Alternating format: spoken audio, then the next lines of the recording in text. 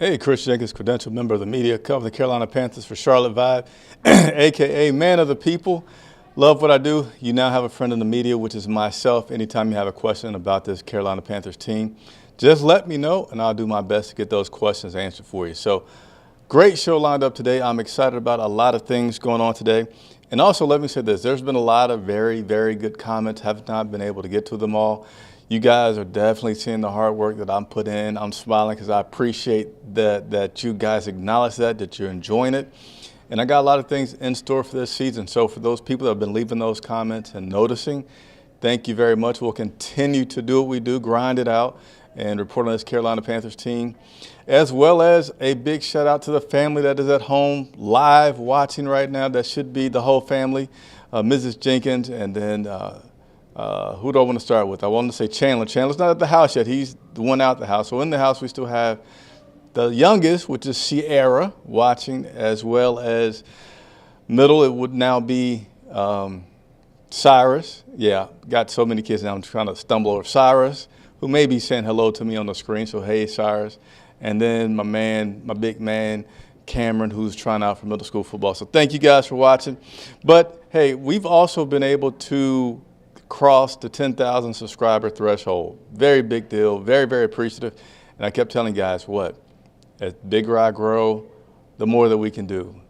Player interviews, coach interviews, and it started, all right? So thank you again for subscribing. Next goal is reaching 15,000 subscribers. We've also got a lot of new members, like people that signed up to support. So I'm gonna get into that as well, but let's go ahead, sneak preview for all of you guys that are watching now. Help me get to over 10,000 subscribers so that I can do more with the team. Here's a one-on-one interview did just earlier today. How would your teammates describe you in that locker room? How would they describe you? I think they'll say locked in. Like, I'm a rookie that came in and was tenacious right off bat. Very eager to learn the playbook, very eager to get out and translate the technique to the field. So I would say those. So there you have it. There's a sneak preview that I had for you all from my one-on-one interview with Shaw Smith. Well, it's Shaw Smith-Wade. Sorry, Shaw Smith-Wade earlier today, cornerback, 5th-round draft pick. Really, really nice interview. Really cool guy. So lots more of those coming. I will be interviewing all of the rookies except for Jonathan Brooks, who's on the I forget exactly what his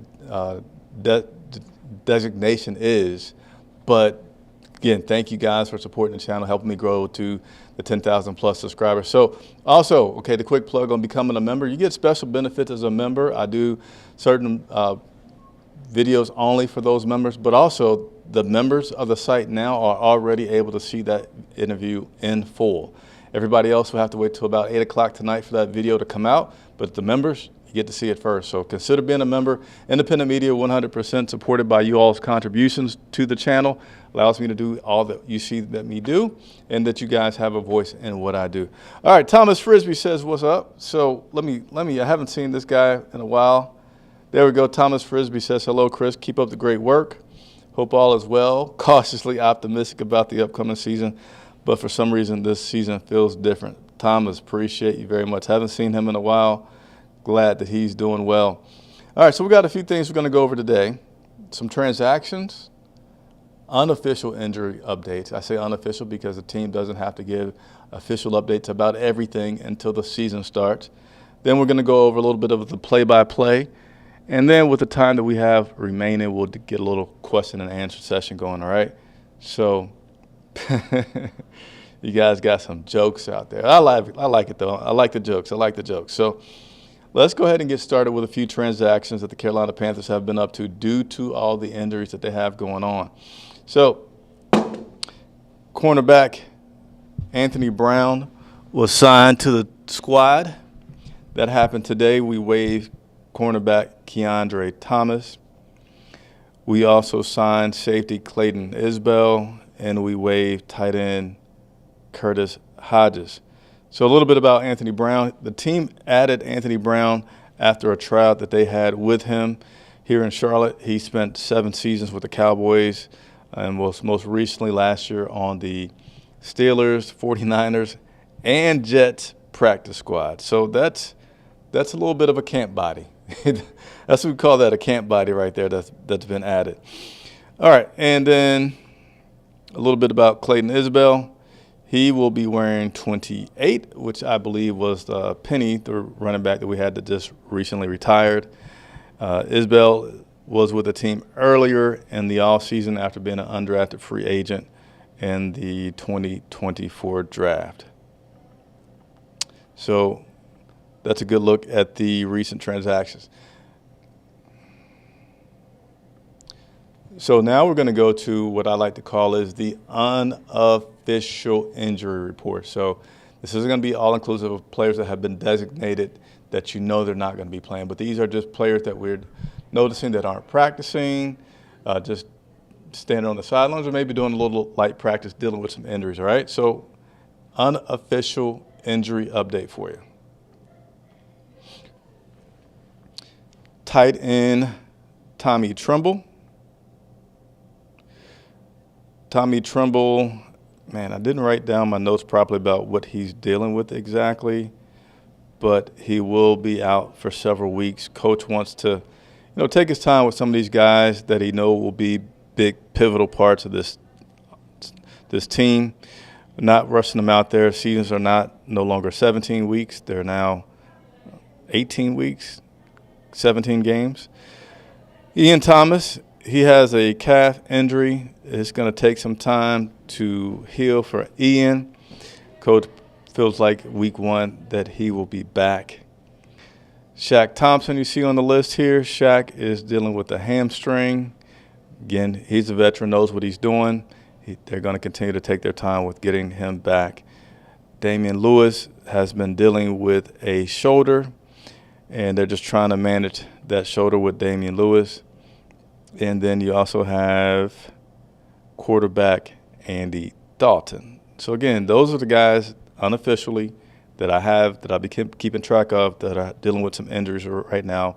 They don't have any official designations. So, in regards to Andy Dalton, who's been on that list, he did go through practice today. He just didn't do any team drills. He had I would guess a compression short because it was only on one leg. It wasn't on both legs. And he got to be cool today as well. He didn't have on a helmet, but he was wearing sunshades during practice today. But he participated in the one-on-one drills, throwing the ball, still keeping those reps, but did not do any team drills. And Coach feels like he's going to be out a couple of weeks, 2, maybe 3 weeks. And with that, again, said that they are going to be getting a quarterback to replace him. Don't know exactly what that move is going to be like yet because Dan and those guys got to figure out exactly what they're going to do roster-wise, playing with the bottom of the roster. What guy can they maybe let go that they feel like they can get back on the team that's going to be of benefit. But also they want to make sure that guy that they bring in for Andy, they don't want a rookie. They want someone who's been in the league for a while that'll be able to come in and give some pretty good reps to the second and third teamers because they really need good looks at the at the wide receivers when Bryce is taking a break, not getting all the reps.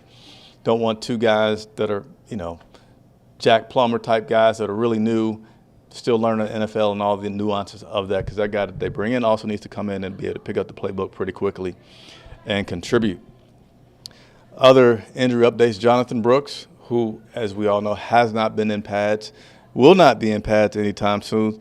He will not play during the preseason and maybe be back week 3, week 4. So for me, I'm hoping that this guy is really, really good because he was an early pick. He was a second-round pick. I believe he was the first running back off the board. Don't quote me on that.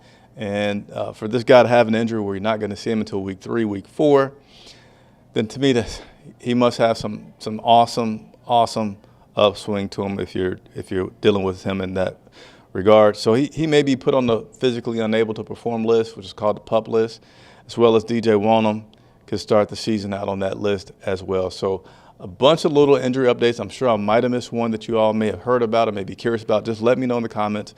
But that's my best job at getting you all up to date on the injuries for the Carolina Panthers. Continue to work through the list. Let's go through a little play-by-play. I decided, and you guys haven't given me any pushback, I used to read all of my notes for all the play-by-plays, but I felt like that was a little monotonous just reading through each play. So I started to kind of group things up a little bit more to go through them in a faster fashion to give you a better picture about what I see going on in practice so far. Lamar Mayfield did confirm. He said, yes, he was the first running back off the board. Okay. So team went into some play-by-play. The team went into some team drills today, 11 on 11. Again, I'm just going to point out the notes that I have from that. The defense, in my opinion, still is a leg up on the offense because I still see some pressure sometimes that seem off. I don't know if I want to say often, but enough pressure where I say, hey, there's a little note that I need to make about the pressure that the defense is getting. Had a play here in which Bryce Young would have been sacked by Deshaun Jameson on a play action pass. And I'm skipping over the handoffs and some completions. So there were certainly some handoffs with Chuba. Chuba seems to be getting a good mix in with Miles Sanders and Raheem Blackshear. At first it seemed like Chuba was getting a much heavier load. That number seems to be balancing out a little bit more with all the various running backs. I would assume they've spent that first week trying to look at the guys in which they felt were going to be the ones and the twos, and now they're trying to mix in everybody else to just kind of get reaffirmation on where they feel like guys are going, so things are getting more evenly spread out now. Also seeing some very creative plays with formations, with motions, lots of different motion things that I'm seeing. Terrace Marshall Jr. kind of getting the ball on a handoff, if you will, today in practice. So pretty cool stuff to see going on with the different looks, different formations that the Carolina Panthers are showing on the offensive side. Moving along, after the team 11 on 11s, they went into some 7 on 7s. Did notice Mr. Sanders getting a lot of catches. I say a lot, but he got 3. But he had them in bunches. He had 1, 2, 3 catches in about 7 plays. Ja'Tavion Sanders did. So wanted to point that out. He seems to be taking advantage of the additional reps that he's getting with all the other tight ends being out with dealing with some injuries. And he looks good with them too, right? So it's a chance for him to continue to develop and continue to have an opportunity to move up and get a lot of reps for this Carolina Panthers team and make an impact here in his first season in the NFL. A couple of flags that were out there today. I had my notes trying to see if it was repeat offenders getting the flags. The defenders were the ones getting the flags. There was no indication that there were some repeat offenders on that part, so just your normal flags. I will say the offense did have a flag today, but looked much more cleaned up from the Fan Fest where they were in Clemson, and it seemed like there were quite a few penalties on the offensive side. After 7 on 7, they went back to 11 on 11, but a few notes that I want to point out. That cooling station that I had a chance to go in before training camp start, which is freezing in my opinion, saw players taking advantage of that. Haven't really seen that before today, not to say that it has not happened. I'm generally on the opposite side of the field, not having a good view of the cooling station that they have set up, but did notice during practice, Terrace Marshall Jr. went in there for a little bit. Gosh, I feel like I saw some other people that I didn't write down in my notes, but I saw him go in there and saw some other guys. Again, I'm sorry, I didn't notate what those numbers were that were going into the cooling station. Certainly after practice, I'm seeing more and more guys go into the cooling station. Taylor Moton today talked about the cooling station just being cool, no pun intended, but he said it's really refreshing that you can be out there running around, your body, your core temperature is getting really, really hot.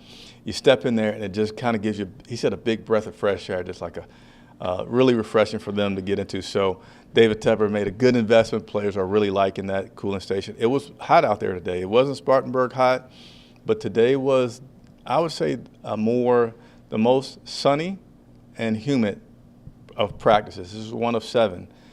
So I would say today was the most sunny and humid. It was a little bit humid down there in Clemson, but the sun wasn't out. So you had both of those elements kicking in today, which had guys getting into that cooling station a little bit more than I have seen. It was also some really good fan attendance today. Something I don't look at often because I'm trying to get you guys all the videos that you see me putting up, which, by the way, quick plug, the highlight video is up from today. Bryce Young was trying to put the ball downfield. I say trying, he did stretch the field today. Notice that they did that in some routes on air drills today. That means quarterback and receiver running routes, no defender, routes on air. And they threw several deep passes then. And he threw some during 7-on-7s as well as 11-on-11, most notably ending practice with a very long connection. I think it was like a post route for Deontay Johnson. He had the little toe tap to catch it down the field, and that ended practice on a wrap. So Deontay Johnson, again, he had some drops. I believe it was at the Back Together Saturday in which he had a couple of drops. And it's like, do we have an issue here? But rebounded, been looking solid, certainly continues to look like he is Bryce Young's, whoever's back there, quarterback, Jack Plummer, Andy Dalton's favorite outlet kind of guy, getting him downfield, middle of the field, kind of out in the backfield. I've seen him catching the rock from all over the place. In addition to that good attendance, we then went back to 11-on-11 team environment and liked something here that I made a note of that I want to share with you guys. Liked something.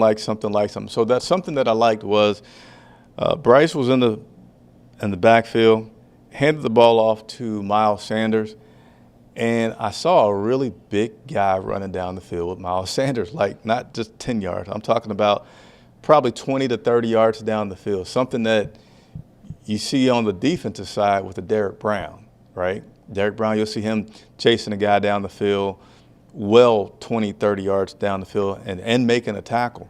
Well, this was your new center, Austin Corbett, running down the field with Miles Sanders, and I like that. You know, I like the energy. I like that you're going to not quit. I like that guys are trying to play hard, and Taylor Moton said it really well. And I know I'm skipping ahead here a little bit because Taylor Moton did speak with the media today. It's nothing like being really prepared and going through the trenches Monday through Saturday so that Sunday is easier.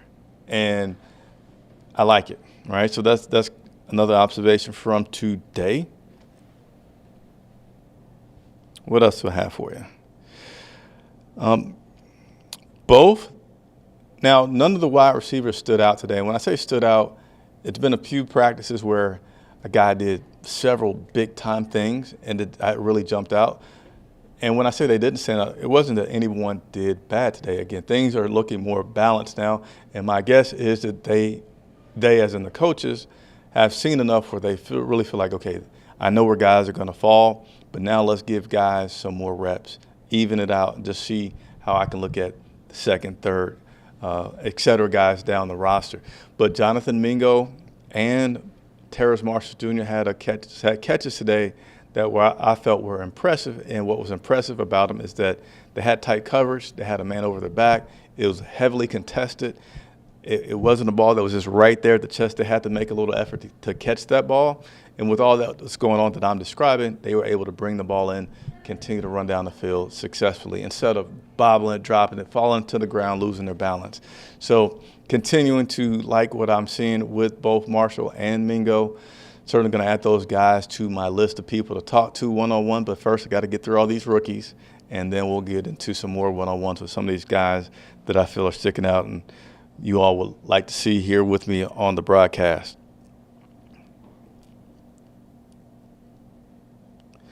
Jack Plummer is looking a little better,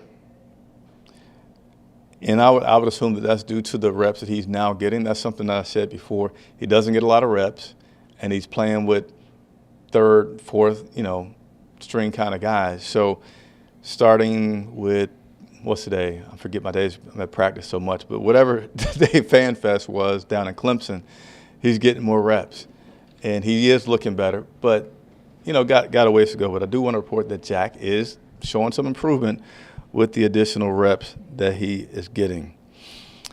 I also saw something that I like to see. So a lot of times you'll hear a player say something, and you just kind of wonder, like, are they just talking or is it real? So Jadeveon Clowney has talked about wanting to be an asset to this team, just wanting to, number one, come in here and not step on any toes. But, just do what he does. But anybody that wants to come to him for information, he's all here to help these young guys develop. And so I saw him on the sidelines today, not on the sidelines, but on practice field today. Trying to find my notes here because it got away from me here. Where is my notes? Where are my notes? Gosh darn it, where did it go? All right, here we go. I got my notes. Now I got to find the player. All right, so had a chance to see DJ Wonnum and Jadeveon Clowney working together, just going through some extra practice and some extra moves to, show them how to get to the quarterback and show them how to hook, just different techniques, right? They weren't, and this was going on during practice, that he's just showing him this as 11 on 11s going on. So that's really good to see the vet, Jadeveon Clowney. He's been in front of the podium saying it several times, but to see him on the field, just teaching the guy. He gets better, I get better, right? So I want to bring that to your attention as well. Saw Trevin Wallace, another rookie, had a good play where he got through the middle, blowing up the middle, coming up, didn't take the right angle. So that's, again, something that you hear a lot of rookies having to get more than one move and having to learn to adjust that the guy on the other side is a high-level athlete just as well. You're not going to dominate just as easily as you did in college. So he dominated well in breaking through the line and busting that middle, but his angle was off and he wasn't able to get to the quarterback. But good to see, right? So wanted to report that as well. All right, so that will take me through my play-by-play observations. If there have been some questions coming through, please be patient. I just had to go through that play-by-play. And now this is your favorite part of the show where I have to take a little drink, keep my throat right.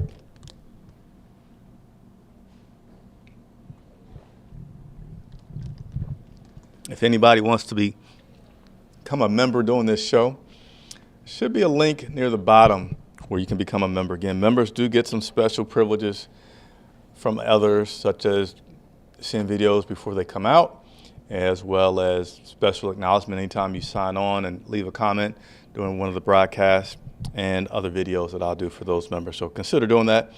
Independent media supported by you guys, so we'll really appreciate it. It's a chance to be a part of something really cool, right? Help me grow, help me do more, be a part of it. So let's go to the interviews. We did speak with Coach Dave Canales today, and most of his press conference with the media was about the injury update. So all those injury updates that I provided to you before was, for the most part, provided through the press conference part with Dave Canales. Taylor Moton also had a chance to come up. Now, Taylor Moton is one of our veterans who has, he's, I don't know how many years Moton's been here, but he gets his share of vet days because he's been here for a while, and, hats off to him. So Taylor today talked about how training camp for him has been so far this season and how those vet days are being helpful. Even though I take some vet days, it's not a day off. I'm still getting mental reps in, still, visualizing my techniques and helping some of the younger guys, helping the rest of the O-line and, doing all that good stuff. Because at the end of the day, our mission is just to be, the best version of ourselves day in and day out. And even when I get those vet days, I still need to find a way to get 1% better, So see that? I'm going to point out something. I'm actually going to play it one more time, right? So I know my man Thomas Frisbee talked about cautiously optimistic, and I have been as well. And I'm not ready to say I don't know the word to look for, that I'm completely sold and I know with strong conviction about how this team's going to be, but I'm going to reiterate that I'm really buying the Dave Canales being the right guy for the job because of what he says day in and day out, and the positivity and optimisticness, making up words, and attention to detail that he has about everything that he's been asked about since he's been here. Not just like, hey, what are you going to do with this team, but this situation, that situation, that situation. And then how that just could ooze into your players, right? It seeps into your players where they start to buy into the culture that you're trying to build. So there's a few things that Taylor Moton said there that Dave Canales always talks about. 1% better and be the best version of myself. If I'm just focused on me being the best that I can, then I will continue to be an asset to my team and be the best player for myself, which will help the team. So let me play that just one more time. Just listen to that, all right? Even though I take some vet days, it's not a day off. I'm still getting mental reps in, still, visualizing my techniques and helping some of the younger guys and helping the rest of the O-line and, doing all that good stuff. Because at the end of the day, our mission is just to be, the best version of ourselves day in and day out. And even when I get those vet days, I still need to find a way to get 1% better, Just 1% better. A few other things that Taylor talked about was going up against guys like Clowney on the other side, which I notated that he got the best of him at FanFest in Clemson. I saw Taylor just kind of visually just think like, good gracious. But he says he loves it. Going up against guys like, the D-line that they have, Jadeveon Clowney, makes him better. He has to be on his game for the bull rush. He has to be on his game for the finesse and all the different things that Clowney, a vet, can throw at you to try to get past you. And he likes it because he knows getting prepared Monday through Saturday, that's just going to make him better on Sunday. It's going to make things easier on Sunday because you've been through a really tough workout and you've pushed yourself every day. And I like it. I like it a lot. And he also said this line that he's playing with, a bunch of big guys, probably the biggest line that he's played with in his career. He hadn't really thought about it, but once asked the question, he said, yeah, I think these guys are the biggest guys that I have played with as a whole across that line. And he said, I know this jersey hides it well, but I've put on some weight as well. So he wanted to get a little bit bigger because his teammates are big as well. So those were some of the notes from Taylor Moton. I got a super chat here. Love the super chat. Super chats are needed. I'm going to see if I can get a super chat and a new member every show. All right, every show, that's the goal. Give me one new member and one super chat. That way this thing, Charlotte Vibe, can continue to grow, continue to travel to all the games and bring you the coverage that you like, which is pretty unique. I know there's not another media outlet out there that provides the access to them directly that I do. So hopefully you find some value in that and appreciate it. So here we go, super chat. You get a little round of applause here, as well as you will get a little bit of the famous sound. Super chat. There we go. Appreciate it very much. Every little bit helps. And also, like the video, that helps other Carolina Panther fans discover the channel, which helps us grow, which helps me do more of whatever it is that you all ask me to do. So, here, all right, we're going to do a little exercise. For the next 10 seconds, 5 seconds, hit the like button. I won't talk. Here we go. 5, keep hitting it. 4, come on, hit it. 3, if you're enjoying the show, 2, 1. Oh, and that reminds me, I got a winner for the CMC poster. So I need to give that away, and I will give that away. All right, let's get back to the show. DJ Johnson, now in his second year with the team, spoke about the benefits that, a lot of times right now we're not really focusing on the defensive side. I know I have not been, and perhaps that's because just by default, typically the offensive side is more exciting to watch. But so I've been watching that a lot, haven't watched the defense extensively. But we also know that they got Evero, right? Evero back, and that's a good thing. And he seems to be a pretty good mastermind. So DJ spoke about the benefits of having Evero back for a second season. I say super helpful to be able to not have to relearn, just kind of tighten up details and being able to fully understand the defense and understand our DC. So yeah, very helpful for that. And in case you guys are wondering, because I don't know if I said it already, somebody left a comment about me looking caught off guard at the start of the show. No, not caught off guard. There's a lot of equipment that's going around that makes this broadcast possible. Right here in front of me is a computer that you cannot see / my monitor. So when I go live, I'm looking here for the red light to let me know that the signal is now broadcasting. and I'm up because I don't have anyone in my ear that says 3, 2, 1 like some of the other bigger networks may have and setups may have. So that's why you'll see me looking down, looking at the monitor, and coming back up here. All right, let's go ahead and get into a few question and answers, all right? B Stallion, hey Chris. B Stallion, why are you not a member yet? Come on, join as a supporter, help me keep going. But he says, hey Chris, team has a lot of injuries going on. I hope none are season ending. Who would be your surprise player to make the team? Oh, I look forward to seeing you in the next one. B Stallion, I have to be honest, I don't have a surprise player to make the team yet because I haven't been able to see, like when I watch a preseason game and I'm up in a press box, able to see the field a lot better, then I can see guys that I may not be able to easily see now standing out. Watching the offense and seeing what's going on, I don't see any surprises. Maybe you want to say Terrace Marshall Jr. because he started to slide out of favor with the previous coaching staff and wanted to get out of here, but he's looking pretty solid. Yeah, so I can know more. Again, first preseason game is next week in in Boston against the New England Patriots. And we might start to see some more of that start to happen, but I don't have one for it yet. Mark Anthony, great content. Keep it up. I will do so. Appreciate it, Mark.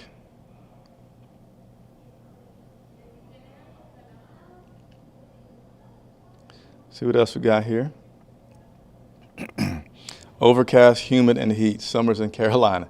Yeah, that's what it was. But it wasn't too bad today. I mean, it wasn't as bad as Spartanburg was every single day, but today was the most sunny and most hot and most humid the entire practice. Very humid. So, and I didn't have my little bucket hat that I normally wear today.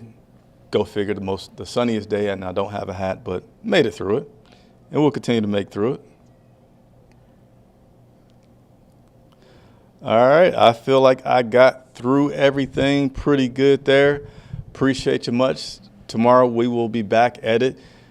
Typically, and I don't have a guaranteed time, but typically the broadcasts are going to be, anytime there's practice, about 3 to 4 o'clock is when they're going to start, okay? 3 to 4 o'clock is when they'll typically start. So set your reminders, set your notifications, that way you can join me. Look for that time tomorrow. We're a little bit later today because practice started, instead of 9:30, it started at 11-ish today. So things got pushed back. Nevertheless, appreciate you all very much. Say hi to your boy if you see me out at training camp or at any point. Love to meet everybody that supports the channel. Live from Bank of America Stadium, I'm Chris Jenkins.